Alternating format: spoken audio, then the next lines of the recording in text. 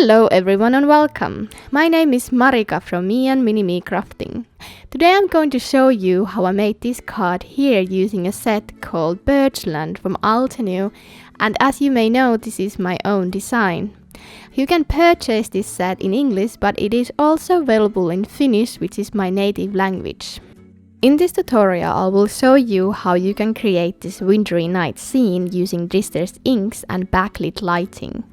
I did see this scene in my mind while I was designing this set, and I'm so pleased how this turned out. I started out by stamping my tree trunks. There is only one tree trunk stamp in the set, but you can make it look different just by mounting your stamp differently to your acrylic block or stamp press. I stamped my images with black pigment ink to my cardstock, and before moving my stamp, I re-stamped the image to a piece of printer paper and cut a mask out of it. Then I repositioned my stamp to my stamp press and stamped another tree trunk. I used Tombow Multi-Mono liquid glue behind my masks. If you let that glue to dry before adhering it to your cardstock, that adhesive is repositional, which works amazingly when you're doing masks this big, for example. You can use masking paper, of course, if you have some, but this is one easy way to create your own masking paper. I learned this from Kelly, by the way. After I have stamped all the trees, I started to create the moon. I started by stamping the moon with very light gray ink as my base. Then I stamped the middle layer with a bit more darker gray, and as my final layer I used clear heat embossing. I used anti-static powder tool before stamping the final layer with Versamark, and then I add the clear embossing powder and heat set it with my heat gun. Next I create my sky. I used 2 shades of distress inks and mini ink blending tool. My shades today are Tumbled Glass and Stormy Sky, and while I inked up the background I went back and forth with the 2 inks and blended them together. It cannot be seen so clearly in the footage, but I started with Tumbled Glass and added the base layer with it. Then I came back with Stormy Sky and started to add shadows. Since the light source is in this card is the moon, I left the areas next to the moon to be just Tumbled Glass, so it looks like there is sort of a halo around the moon, and as it goes further away it gets gradually darker. I also hear many times to be said, when one is inking up the sky, the ink blending has to be perfect, otherwise the sky doesn't look so good. When you create a wintry sky, you don't need to be so precise. When I look outside during a dark and cold winter night, the sky isn't clear. It can be, but it usually isn't. There is this sort of a frozen hail over the sky, and if you wish to create that with your inks, you just need to leave some part of the sky darker. That way the lighter parts create the illusion of a frozen hail. Next I drew in the missing tree trunks with my Copic multiliner. If you are making a card that is US A2 size, you can skip this part. European sized cards are a bit taller than a regular sized note card in the US. My first intention was to leave the tree trunks in the white, but when I got to this point it felt that it needed some shading, so I used neutral gray family to shade the trunks. While coloring I just tried to keep in mind that the light source comes from the moon. I added the darker shades there where I thought the shadows might be. So I'll leave you with the coloring now, and I'll be back when I'm finished with it and we are ready to add the stars and the sentiments.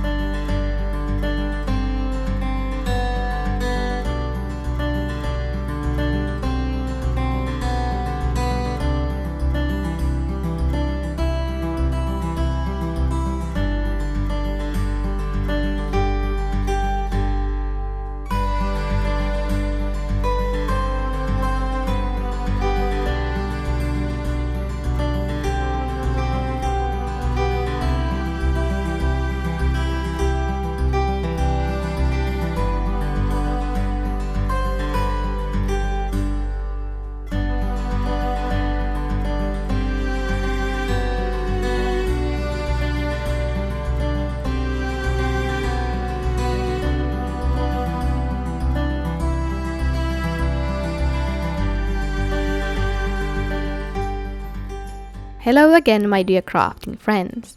Now I add the stars with my white jelly roll pen. If you have looked at the night sky, you may have noticed that not all the stars are equally sized, so I try to keep that in mind while adding the dots.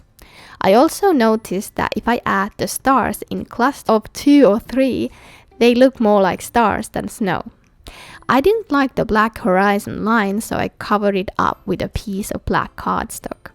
I used 2 sentiments to create my own, and I stamped them with black pigment ink. Then I adhered this almost 1 layer card to my card base and call it finished. Hopefully you enjoyed watching this video and found it helpful. I list all the products that I use to my blog, and the link will be at the description below. Please visit Altenew blog for more inspiration. Thank you very much for your time. See you soon. Bye!